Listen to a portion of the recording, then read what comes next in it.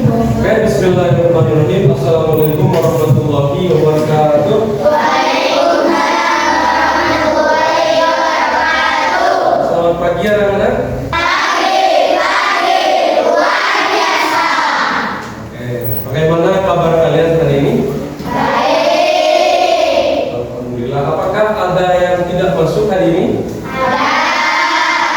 Masuk semua? Oke, siapa yang tidak masuk?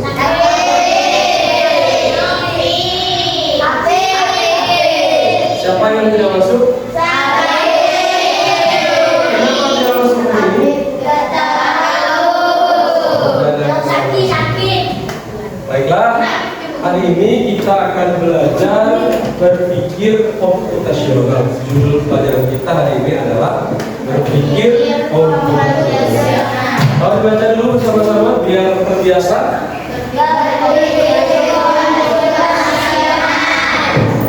Berpikir komputasional. Lalu sebelumnya agar pelajaran kita berjalan lancar, kita dapat ilmu yang barokah dan bermanfaat, mari kita berdoa bersama-sama dulu.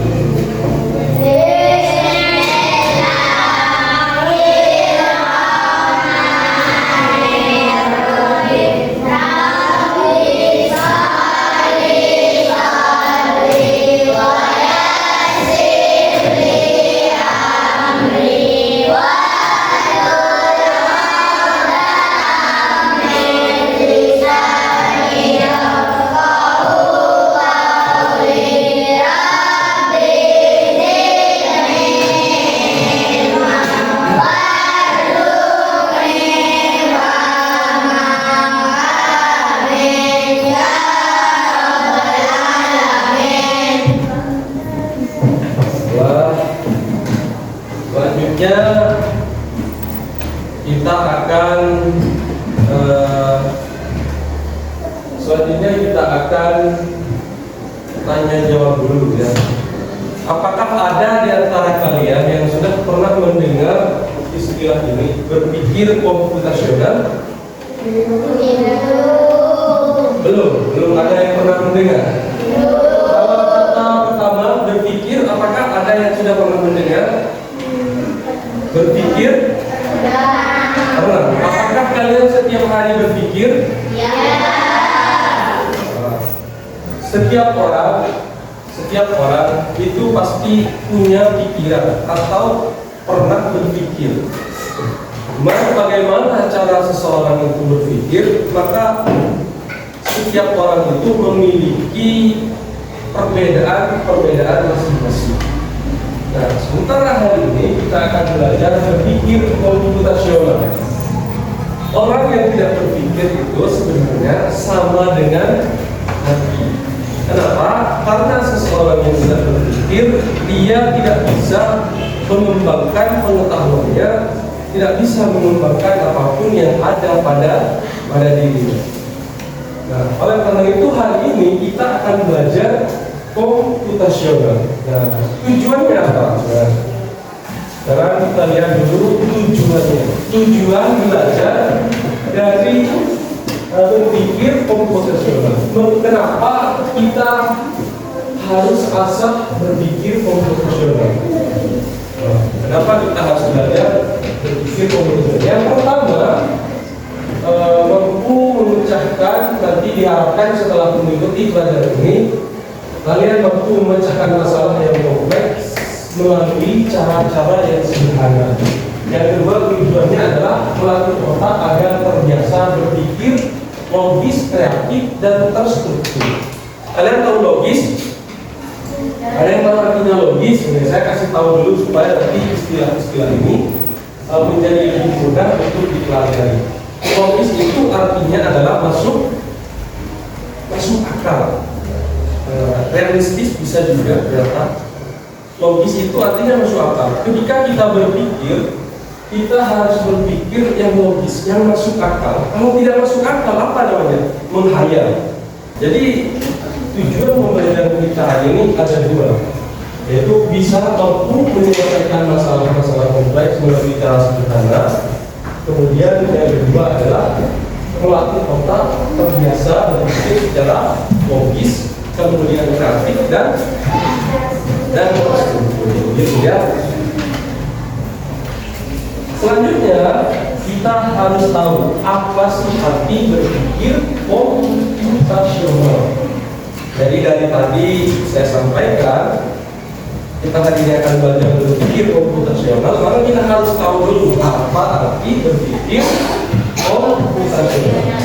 Coba dikatakan bersama-sama, biar tidak lupa. Berpikir komputasional. Komputasional itu diambil dari kata komputer. Apa itu?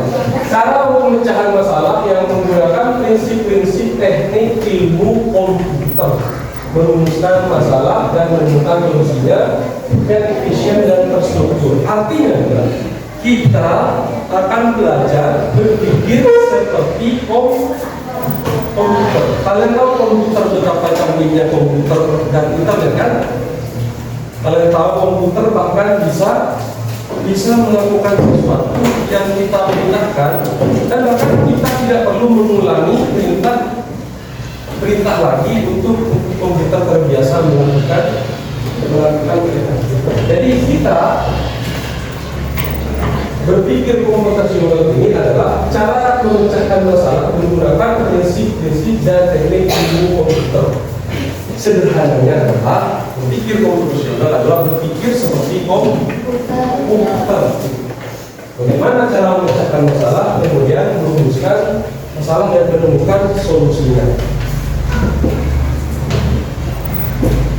Nah, untuk lebih jelasnya, mari kita lihat konsep utama berpikir komputasional. Coba silakan minta tolong dibaca dulu bersama-sama apa saja konsep dasar berpikir komputasional. 1. Dekomposisi. 2. 3.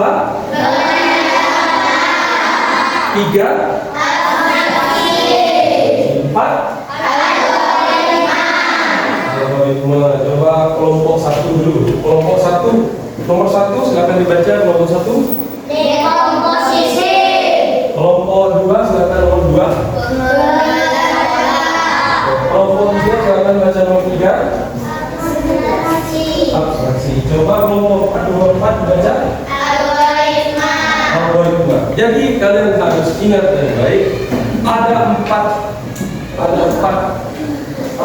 konsep utama. Jadi bagian dari berpikir komputasional atau elemen-elemen atau bisa disebut juga bagian-bagian dari berpikir komputasional itu ada 4. Dekomposisi, pengenalan pola, abstraksi, dan algoritma. Nah, apa saja penjelasan dari 4 ini kita harus paham. Nah, ini yang pertama. Nah, kalau lagi kelompok 1 bisa bantu dibaca kelompok 1. Pengertian dari dekomposisi, silakan dibaca yang warna putih. Mengumpulkan semua Pemecah masalah. Yang itu yang putih. Yang warna putih, tahu beda warna putih sama merah? Itu warna putih. Yang atas. mengubah masalah yang kompleks menjadi sub masalah yang lebih kecil dan lebih mudah dikenal.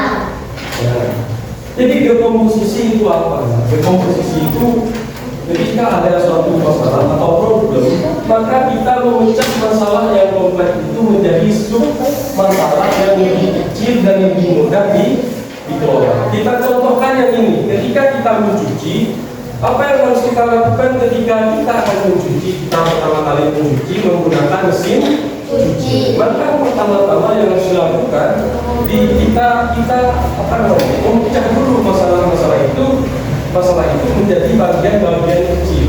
Nah, silakan dibaca yang nomor 1. Misalkan kita mau mencuci, yang pertama yang dilakukan adalah Mengumpulkan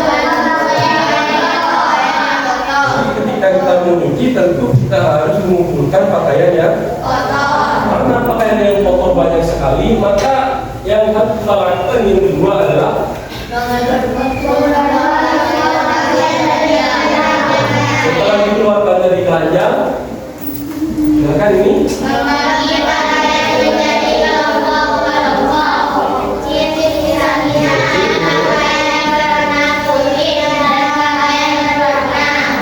lanjut ini Memisahkan jenis lain tertentu, misalnya pakaian kain, pakaian berbahan halus Ya. yang memerlukan perlakuan khusus. Nah, jadi ketika contoh dekomposisi ini, ketika kita mau mencuci, misalkan, jadi kita bagi-bagi dulu nih. Ini baju yang kotor, kita pilah-pilah dulu. Warna putih dipisahkan dari warna yang lain, sebab takut warna yang lain muncul mengenai warna yang putih. Kemudian yang kedua, memilah noda bandel sama noda yang tidak bandel. Jadi dipilah-pilah dulu. Kemudian menyiapkan deterjen. Deterjen untuk apa? Deterjen untuk mencuci. Kemudian kita masukkan pakaian kotor itu ke dalam mesin. Kemudian setelah itu dimasukkan apa? Kira-kira? Air apakah harus banyak atau sedikit tergantung volume cuciannya, banyak atau tidak? Tidak, menyesuaikan. Kemudian deterjen. Untuk 1 kilo baju mungkin butuh beberapa deterjen, mungkin butuh 1 atau 2 sachet deterjen harga 1000-an misalkan. Jadi dipisahkan dulu, dipilah-pilah. Jadi kita memecah masalah menjadi bagian-bagian kecil dulu supaya cepat, supaya kita bisa mempercepat pekerjaan kita atau masalah yang sedang kita hadapi. Yang kedua, selanjutnya adalah belum dibaca pengenalan. Halo? Apa yang kedua? Pengenalan. Apa maksudnya itu?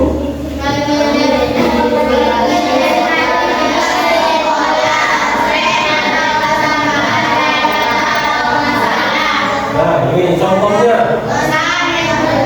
Prediksi jumlah deterjen yang lain yang dibutuhkan berdasarkan.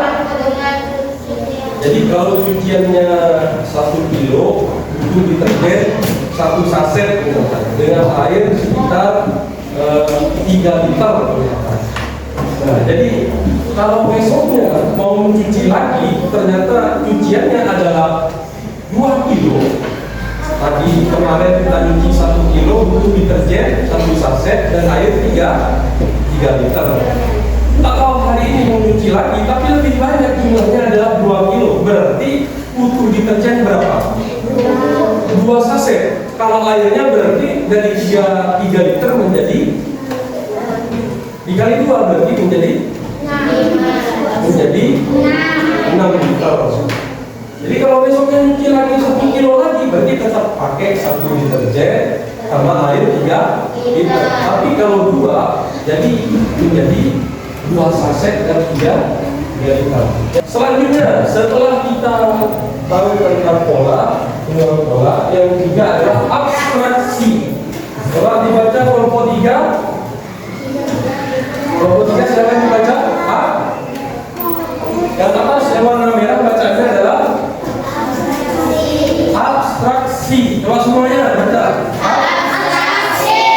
Abstraksi. Coba silakan dibaca pengertiannya.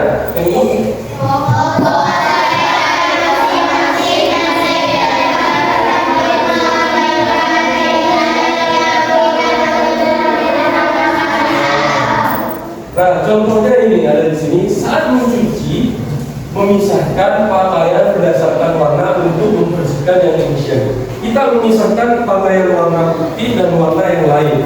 Kita memisahkan misalkan pakaian bayi sama pakaian orang dewasa. Di situ kita tidak perlu memikirkan hal-hal yang lain. Misalkan kita memikirkan ini deterjen terbuat dari apa ya, itu tidak perlu karena tidak ada hubungannya dengan ketika kita mencuci atau bungkus deterjen ini terbuat dari apa ya, kita tidak perlu memikirkan itu ketika kita fokus pada informasi yang benar. Nah, contoh lagi ketika kita membuat teh. Tadi kalau kita membuat teh itu ada apa saja yang dibuat? Pertama, kedua, sendok, yang ketiga, air, yang keempat, teh. yang kelima Gula. gula, ada 5. Nah, selain itu benar, kamu jangan memikirkan, jangan pernah kalau tidak perlu memikirkan detail-detail seperti misalkan sendok. Sendok ini terbuat dari apa ya? Tidak perlu dipikirkan. Atau kamu memikirkan yang lain. Kalau gelas ini, kalau gelas yang seperti ini harganya berapa ya? Tidak perlu itu dipikirkan. Kita fokus pada informasi yang sesuai. Ketika kita membuat teh, maka yang diperhatikan adalah bagaimana caranya membuat teh. Gitu. Yaitu yang pertama misalkan bagaimana membuat teh, menyiapkan gelas, menyiapkan sendok, memasukkan gula ke dalam gelas, memasukkan teh ke dalam gelas, kemudian menuangkan air. Setelah itu apa? Diaduk-aduk hingga kemudian teh siap disajikan. Jangan kita memikirkan teh ini kenapa tidak berwarna putih ya, itu kan tidak ada hubungannya. Kenapa teh ini tidak berwarna orange kayak dulu, itu tidak penting. Jadi informasi penting yang harus kita perhatikan, yang tidak penting kita tidak perlu perhatikan, kita abaikan. Kalau saya kembali ya,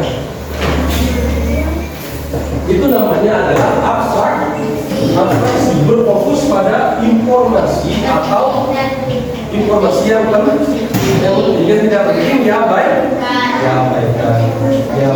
Oke, selanjutnya kelompok 2. Kelompok 2 kita tolong dibaca kelompok 2 ini. Nah, cari. Baca pengertiannya. Apa algoritma? Merancang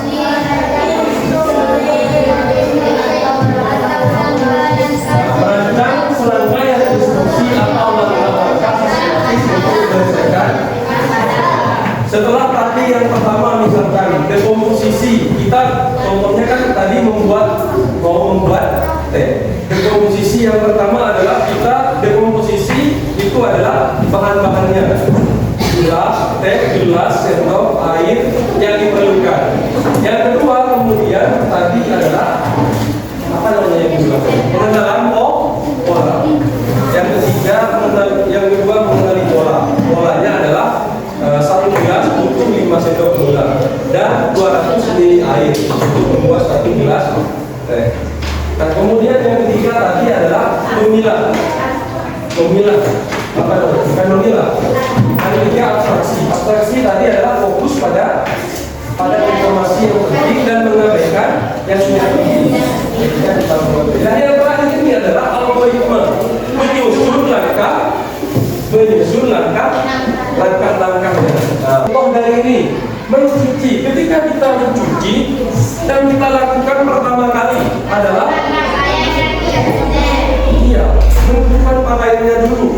mengumpulkan pakaiannya dulu, membagi-bagi pakaiannya dulu, warna yang tidak warna. Itu. Kemudian menyediakan air di dalam mesin cuci, menyediakan deterjen. Lalu setelah itu apa?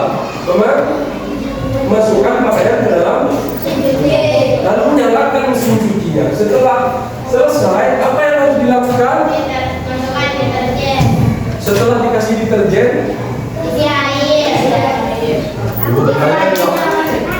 ada nggak fokus ini, nggak fokus. Coba fokus dulu.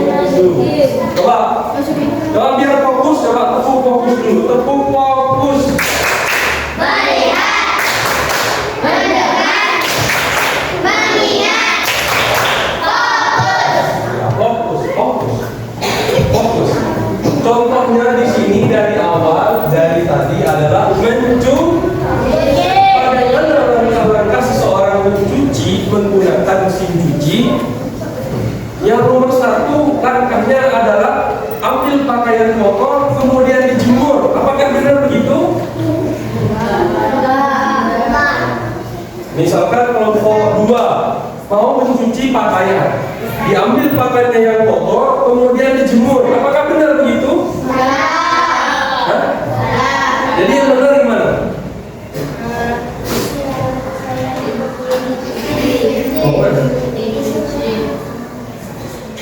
Iya benar. Bentar ya, karena di mini sudah hampir selesai. Kemarin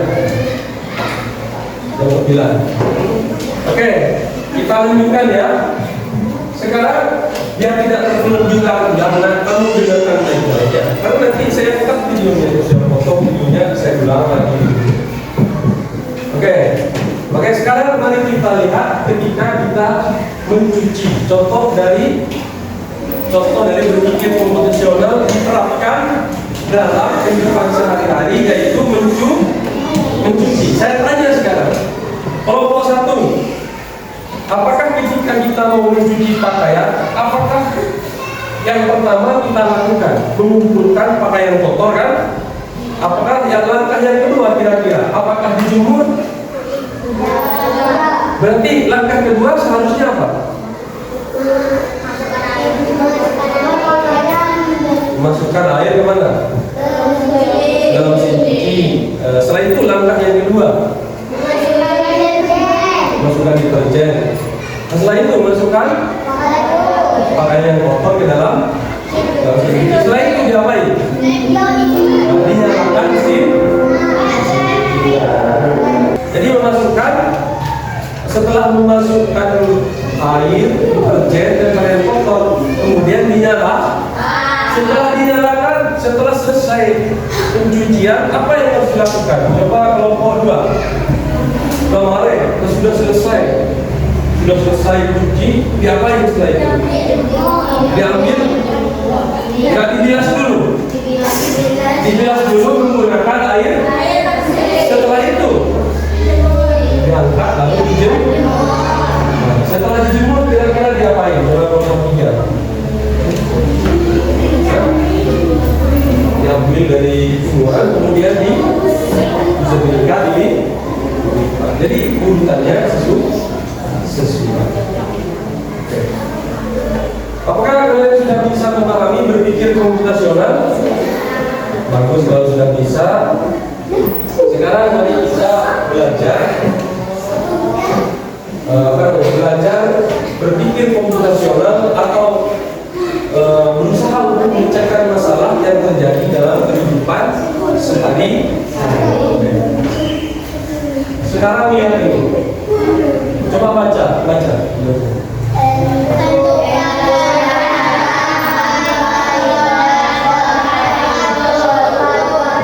Bagaimana caranya sampai ke sekolah tepat waktu dengan kasus seperti ini, dengan masalah yang terjadi seperti ini di mana ini?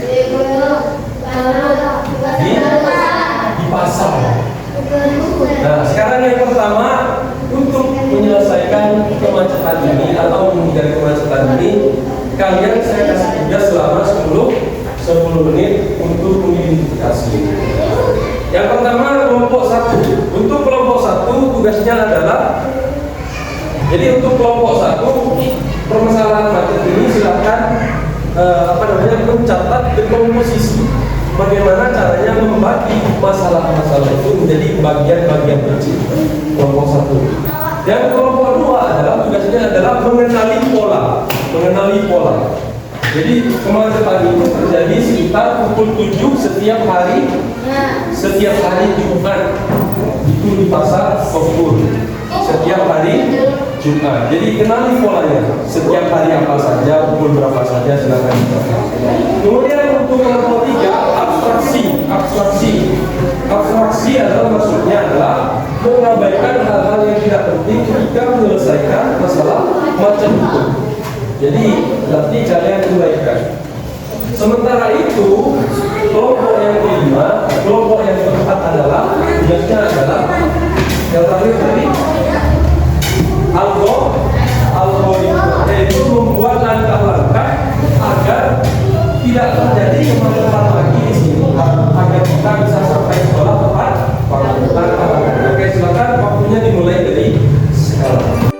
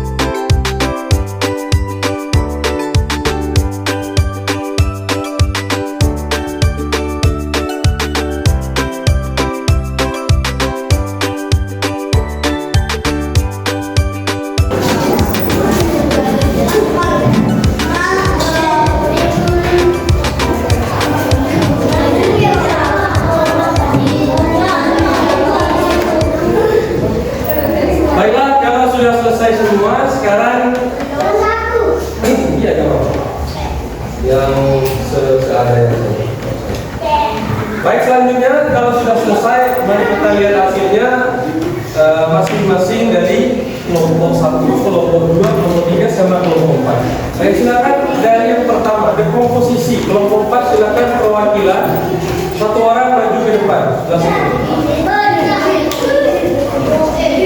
Silakan. Satu orang saja maju ke depan. Ayo, tidak apa-apa. Rapi, tidak apa-apa. Silakan dibaca. Iya, dibaca.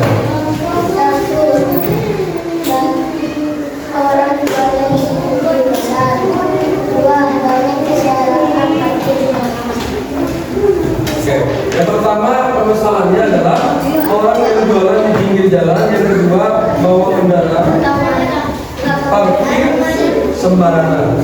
Jadi masalah-masalah itu dibagi menjadi bagian-bagian kecil, yaitu yang pertama adalah orang jualan di pinggir jalan, yang kedua orang parkir sembarangan. Oke, waktu sini tepuk tangan untuk kelompok 1.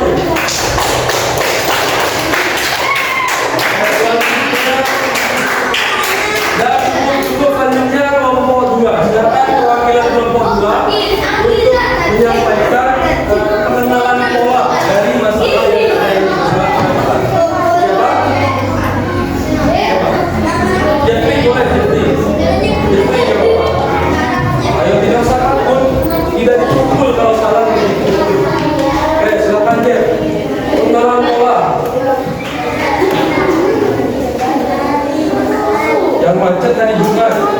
Terus dari jam 6 sampai jam 7 pagi. Jadi pola dari macet ini yang sering terjadi adalah hari Jumat pukul 6 sampai jam 7 pagi. Oke. Terima kasih saudara untuk kelompok 2. Selanjutnya kelompok 3. Bagian abstraksi. Siapa yang mau maju? Yang penting bisa baca, dibaca. Yang ditulis itu dibaca. Kelompok 3, siapa? Sofa, Sofa, boleh Sofa. Gak apa-apa. Kalau salah tidak dipukul, tidak dimarahi juga. Jangan takut. Saya silakan kelompok 3, Sofa. Perwakilan kelompok 3. Tugasnya adalah abstraksi, fokus pada permasalahan dan menggambarkan informasi yang memastikan apa yang sudah tercatat.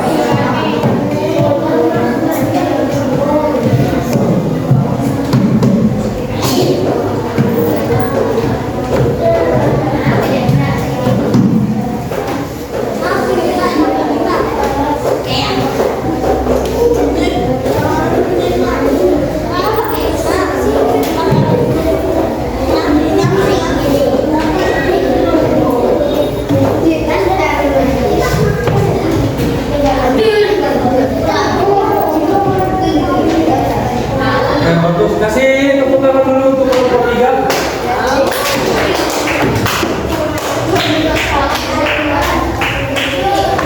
Ada tepuk tangannya untuk kelompok 3 yang semangat dulu.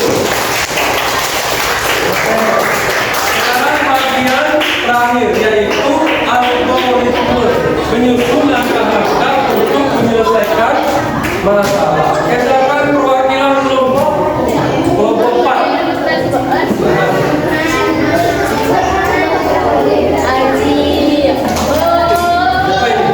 Nadia, kasih tahu langkah-langkahnya.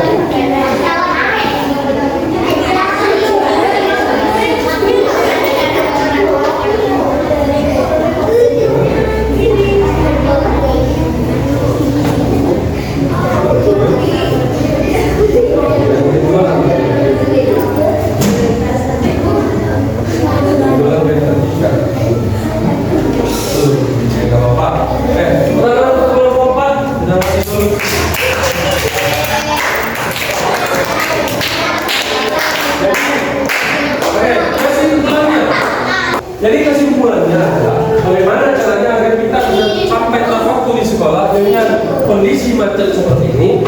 Yang pertama kita harus lihat dulu apa yang menyebabkan dibagi masalah-masalah itu menjadi kecil, yaitu seperti apa tadi? Kita melihat masalahnya adalah kendaraan yang parkir dan orang jualan di pinggir sehingga menyebabkan. Nah, kita mengenali polanya yang terjadi macam seperti ini adalah setiap apa? Lalu berapa?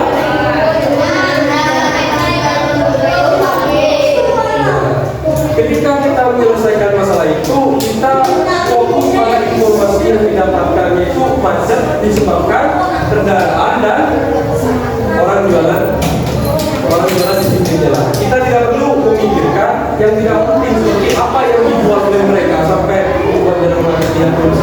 Itu namanya abstraksi. Sedangkan langkah untuk menyelesaikannya adalah menertibkan orang yang jualan dan juga menertibkan orang yang parkir sehingga tidak terjadi macet dan kita bisa sampai sekolah tepat waktu. Apakah sudah bisa dipahami? Baik, sekarang terakhir, bagaimana pelajaran tadi ini menurut kalian? Senang? Kenapa senang?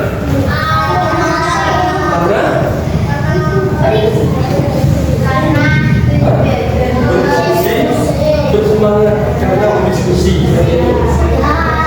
Apakah kalian ingin lagi pelajaran lanjutannya dari ini? Pelajaran selanjutnya setelah ini adalah pelajaran tentang kecerdasan artifisial atau yang kita biasa kenal dengan AI. Kamu sudah pernah dengar nama AI? Nanti kita akan lanjut dengan pelajaran AI. Namun untuk hari ini kita selesaikan dulu pelajaran kita. Semoga bermanfaat ya. Oke, sebelum kita pulang, mari kita membaca doa semuanya dalam hati bersama-sama. Oke, kita membaca doa dalam hati saja ya. Jadi sebelum kita pulang, mari kita